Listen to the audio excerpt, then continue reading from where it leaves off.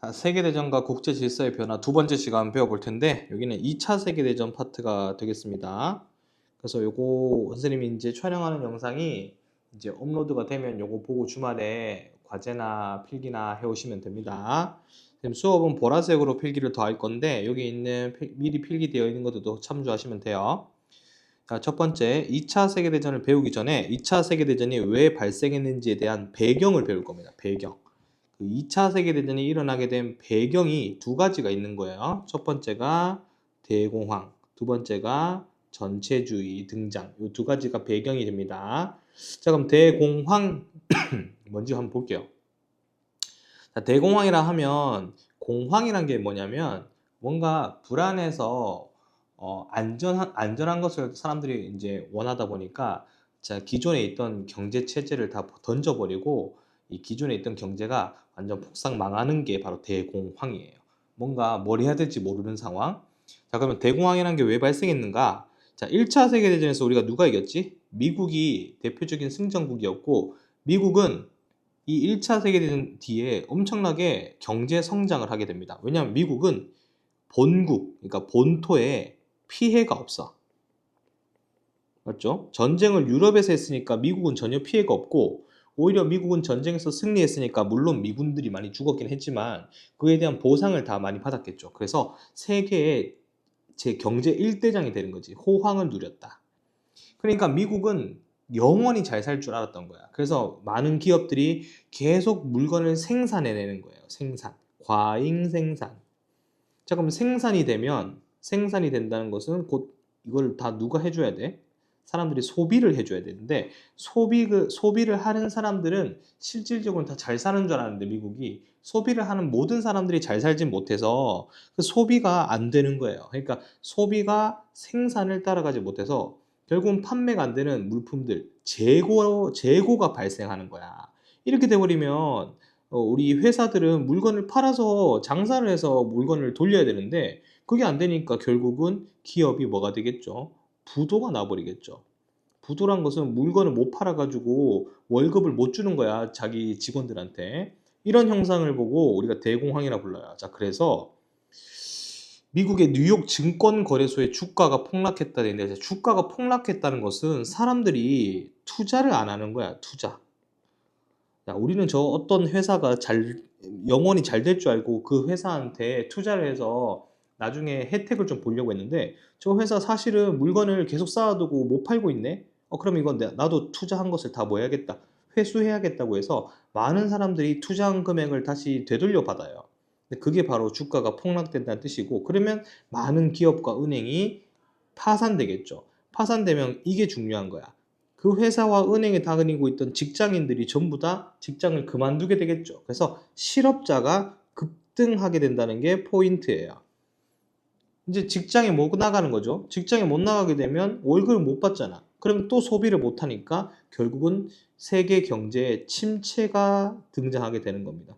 침체란 것은 성장도 안 되고 자기가 돈도 없으니까 물건을 구매할 수도 없고 이렇게 돼버리는 게 대공황의 시작이에요. 가장 큰 문제점은 뭐냐면 재고야, 재고. 이 재고가 쌓여 있기 때문에 기업이 돈을 못 버는 거야. 그러면 이제 해결할 수 있는 방법도 있죠. 재고를 해결해 주면 되거든요. 자, 그런데 이때까지 어떤 회사들한테 알아서 경제 생활 하라고 맡겼는데 결국은 대공황이 터졌잖아. 그래서 이 재고를 해결하려면 누가 등장해야 되냐면 국가, 정부에서 이거를 해결을 해줘야 된다고 생각을 하게 된 겁니다. 그래서 실업자들한테 일자리를 줘야 되는데 그 일자리도 누가 줘요? 일자리도 국가가 주는 거죠. 이렇게. 그래서 이제 일자리도 국가가 줘야 되고 재고품도 국가가 대신 팔아줘야 되고 이런 일이 발생하게 된 거예요. 그래서 미국은 이 문제를 해결하기 위해서 등장한 정책이 바로 뭐냐면 미국에서 뉴딜 정책이라는 것을 만듭니다. 아까도 이야기했지만 국가가 경제에 적극적으로 개입하는 거라고 했잖아요. 국가가 원래 경제에 개입을 많이 하면 안 돼요. 우리는 자본주의니까 미국은. 근데 문제가 생겼기 때문에 국가가 경제에 개입을 하겠다는 겁니다. 그래서 기업의 생산량도 조절하고 여기 보는 테네시강 유역개발공사 대규모 공공사업이라고 적혀 있잖아. 대규모 공공사업. 이걸 하면 사람들한테 이 노동력이 많이 필요하단 말이야. 이 공공사업은. 그럼 노동력을 제공해 주는 거야. 누구한테? 실업자한테.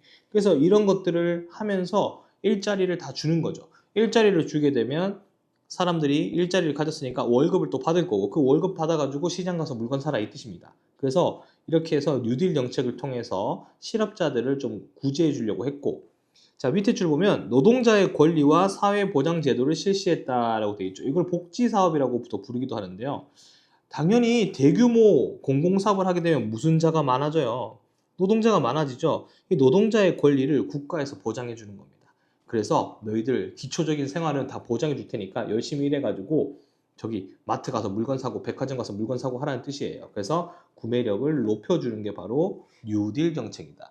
이 미국이 대공황이 발생했더라도 나라가 무너지지 않고 버틸 수 있었던 이유는 일단 미국이 부자야. 그러니까 다른 나라보다 여유가 많았다는 걸 우리가 또 알 수가 있죠.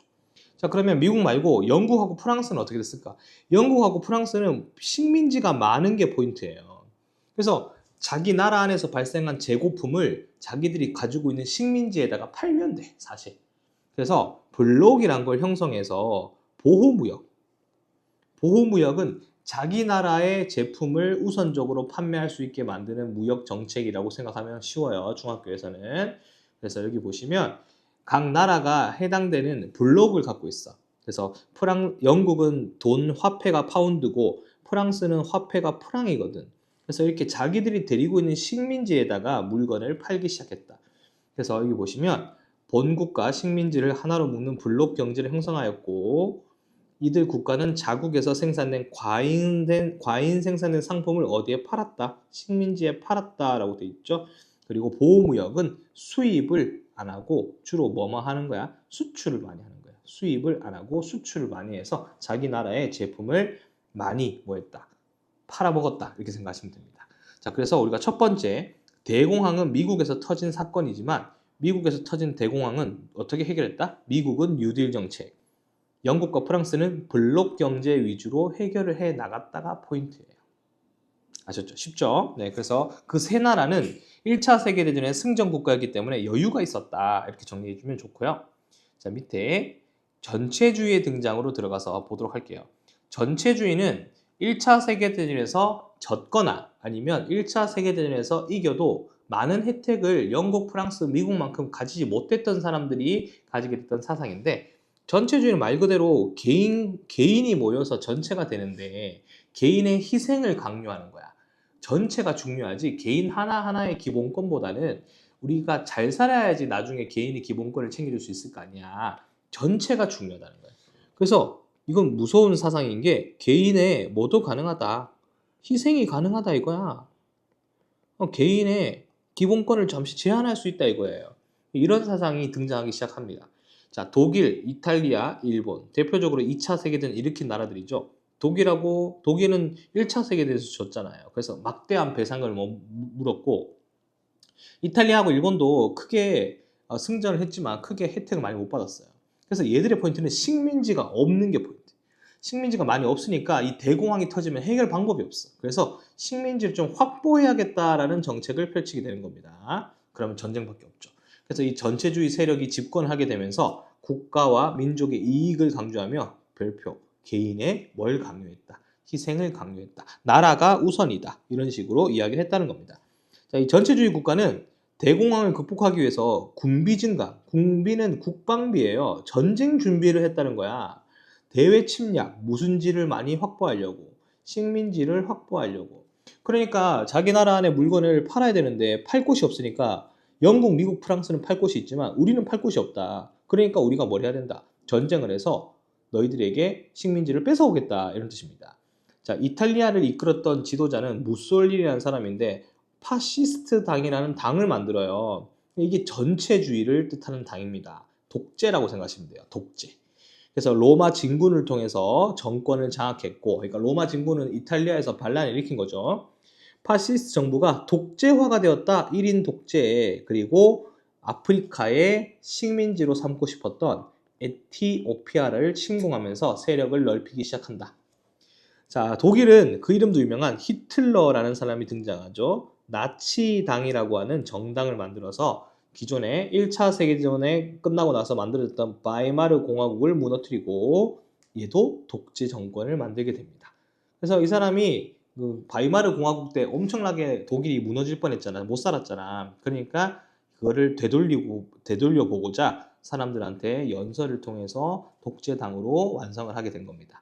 자, 주변 국가를 뭐 침범하겠죠. 자, 오스트리아를 합쳤다는 겁니다. 공격했다는 뜻이에요. 그래서 오스트리아를 먹었고 체코슬로바키아도 옆에 있는 나라인데 점령을 해버립니다. 약간 영토를 확장하고 있다는 게 보이시죠? 자, 그다음 마지막 일본입니다. 자, 일본은 대공황 이후에 군부는 군인이에요. 군인들이 정권을 잡고 군국주의를 강화했습니다. 나라의 모든 결정을 군대가 한다 이 뜻이에요. 그 군대의 최고 권력자는 이제 천황이 되겠죠. 일본 왕. 그래서 천황이 대장이 돼서 일본의 군국주의를 강화합니다. 그래서 이제 일본은 세력을 키워서 전쟁을 시작해요. 대륙 침략. 자, 만주 사변은 만주라는 지역을 공격해서 자기들이 만주국이라는 나라를 세워버려요. 이거 전쟁하면 안 된다고 우리가 국제연맹에서 다짐을 했었었는데 국제연맹도 탈퇴해버리면서 만주사변, 만주국을 또 건설하고 그 이어서 중일 전쟁도 터뜨립니다. 중일 전쟁을 터뜨려서 중국과 전쟁을 하게 되는데 그 이름도 유명한 나중에 배우겠지만 난징 대학살이라는 학살 사건이 이 전쟁에서 발생을 하는 거고요. 그리고 1940년대가 되면 나아가서 미국과 전쟁을 하게 되는 무슨 전쟁까지 이어진다. 태평양 전쟁까지 이어진다라고 기억해 두시면 됩니다. 자, 그러면 이탈리아, 독일, 일본의 지금 공통점이 뭐냐면 독재 정권과 군사 정권이 등장을 해서 전쟁을 준비하고 있는 게 포인트입니다. 전체주의 국가에 여기 보이는 에스파냐의 프랑코라는 사람도 공화국을 무너뜨리고 파시즘 정권을 수립했다. 독재. 포인트 독재 또는 포인트 뭐? 전쟁. 요게 포인트가 되겠습니다. 그래서 결국은 느낌이 오잖아요. 맞죠? 위에 세 나라는 문제가 발생했지만 충분히 여건이 있어가지고 해결을 할 수 있었고 밑에 있는 세 나라는 이탈리아, 독일, 일본은 해결하기가 힘든 상황에서 독재를 했던 사람들이 정권을 차지해가지고 전쟁 준비를 하고 있었다는 게 포인트입니다. 자, 자료 2번에 전체주의 특징을 보시면 국가를 떠나서는 인간과 영혼의 가치도 존재하지 않는다. 국가가 더 중요하다라는 것을 내세우고 있죠. 이탈리아 무솔리니가 되겠습니다. 자, 국가는 인종의 순수성을 유지하기 위해 노력해야 된다. 독일 민족에 어울리는 영토를 이 지상에서 확보해야 된다 되고 있는데 자, 여기 인종의 순수성에서 우리가 알 수 있는 게 히틀러는 인종주의자였어요. 인종주의자. 그래서 인종이 우월하다고 생각했어. 자기들 인종이. 그래서 인종차별 정책을 펼쳐서 자기들보다 조금 더 우월하다고 생각되는 인종들은 가차없이 차별했어요. 뭐 대표적으로 뭐 유대인을 학살하거나 그런 거 했던 거죠. 그래서 이제 이런 특징을 기억해 주시고 이제 전체주의를 마무리해 주시면 되겠습니다. 자, 이제 다음은 2차 세계대전의 내용인데요. 2차 세계대전 말 그대로 아까 독일, 이탈리아, 일본과 영국, 미국, 프랑스의 연합군이 싸우는 거라고 생각하시면 됩니다. 이것도 순서로 한번 가볼게요. 자, 2차 세계대전을 보기 전에 지도를 보시면 여기 독일이 있고 폴란드가 있고 여기 소련이 있어요. 그래서 이제 독일 같은 경우에서 주변에 있는 강력한 국가가 많죠. 요 지도를 한번 잘 봐두시고 자, 그러면 진행을 해볼게요. 자, 일단 결론을 바로 적어놨죠. 연합국이 승리했다 돼 있습니다. 연합국은 미국, 영국, 프랑스, 마지막에 소련까지 들어가요. 미영프소 이 대표적인 국가들이 이제 국가 연합국이고요. 어떻게 싸우는지 한번 보도록 합시다. 자, 발발을 보시면 독소 불가침 조약이야. 독소 불가침 조약은 독일의 히틀러와 소련의 누가 스탈린이 서로 공격하지 않겠다라고 조약을 체결한 사건이에요. 그러니까 전쟁을 할 때 독일이 폴란드를 치면서 전쟁이 시작되는데 여기 보시면 지도에서 폴란드 옆에가 소련이잖아. 그러니까 만약에 독일이 폴란드를 칠 때 소련이 놀라가지고 우리가 독일한테 공격당할 수도 있겠네 이렇게 생각할 수도 있으니까 이미 안정화시키기 위해서 스탈린한테 우리 독일이 폴란드 칠 건데 니들 소련한테는 공격 안 할 거야. 미리 약속을 했던 사건이 독소 불가침 조약이에요. 자, 그렇게 소련을 안정화시켜 놓고 바로 독일이 폴란드를 침공하면서 전쟁이 시작됩니다. 폴란드를 침공하고 그에 영국과 프랑스가 독일한테 선전포고를 하면서 전쟁이 확전돼요. 자, 전개를 보시면 전쟁 초기에는 독일이 아주 유리했습니다. 독일이 먼저 유리했는 이유는 독일이 전쟁 준비를 해서 군사력을 강화시켜 놓고 먼저 쳤기 때문에 유리하겠죠. 하지만 영국의 저항이라고 되어 있습니다. 또 전쟁이 장기화돼요. 영국이 또 막아내는데 우리 1차 세계대전 때는 참호전이었지만 2차 세계대전 때는 전투기로 폭격을 해버리기 때문에 참호전 같은 거는 그래도 1차 세계대전보다는 많이 있지 않아요. 대신 영국 수상, 영국 총리죠.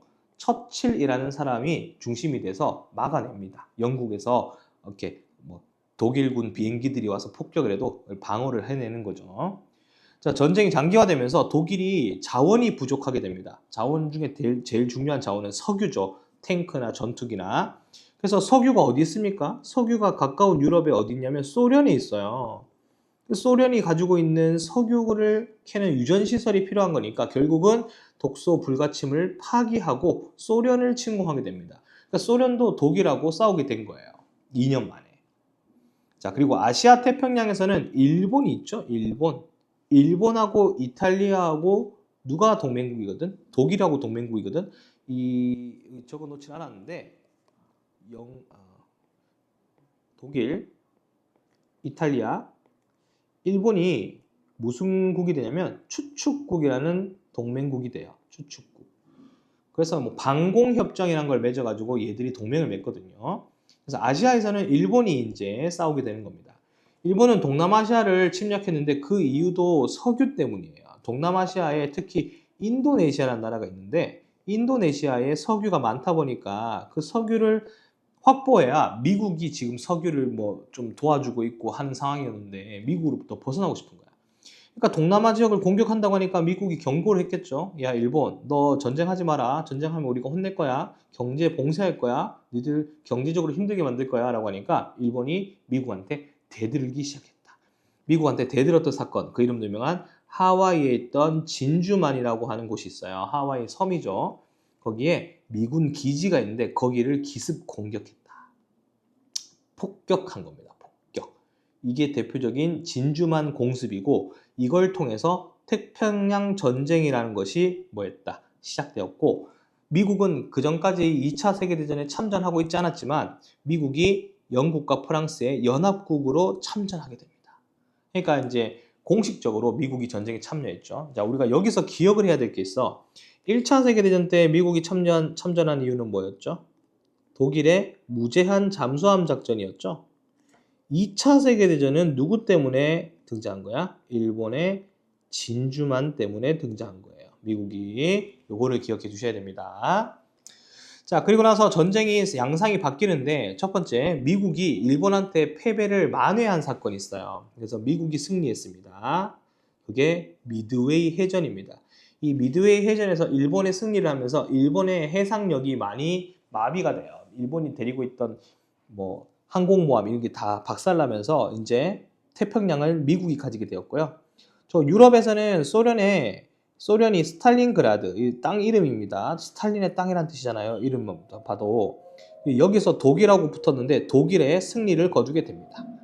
그 다음 순서상 이탈리아가 순서대로 항복하고 그 다음에 연합국이 노르망디에 상륙을 하면서 연합국 노르망디가 어디냐면 프랑스야. 이 프랑스를 독일이 지배하고 있었는데 노르망디 상륙 작전을 성공하면서 유럽으로 진격하게 되고 마지막까지 항전하고 있던 독일의 히틀러가 자살하면서 독일이 항복합니다. 그리고 끝까지 버티고 있던 누가? 일본이 원자폭탄, 히로시마랑 나가사키 지역의 원자폭탄과 그리고 소련이 공식적으로 전쟁에 참전하게 되면 소련이 공식적으로 전쟁에 참전하게 됩니다. 밑에 있는 얄타회담이죠. 그리고 일본은 결국 8월달 1945년 8월달 무조건 조건 없이 무조건 항복을 하게 되고 우리나라는 이때 광복을 하게 되는 겁니다. 이해되시죠? 그래서 이렇게 순서가 매우 중요해요. 학교 교과서에서 순서가 매우 중요하니까 순서를 잘 기억해 두시고 여기 있던 전후 처리는 뒷파트 가서 나오는 거지만 이 전쟁이 마무리될 때쯤에 연합국끼리 회담을 해요. 카이로 회담, 얄타 회담, 포츠담 회담을 하면서 카이로 회담에서는 우리나라를 독립시킬 것을 약속을 최초로 했고, 얄타 회담에서는 소련이 참전하게 됩니다. 소련의 전쟁 참전이 확정되고요. 포츠담 회담에서는 우리나라의 독립, 우리나라를 이제 일본이 식민지였는데 우리나라 독립이 재확인되는 회담이었다라고 생각하시면 됩니다. 자, 그리고 나서 미국은 영국, 프랑스, 소련과 함께 독일을 4등분해서 다스리고요. 그 다음에 일본은 미국 군인들이 다스리는 미군정의 관리로 들어가게 됩니다.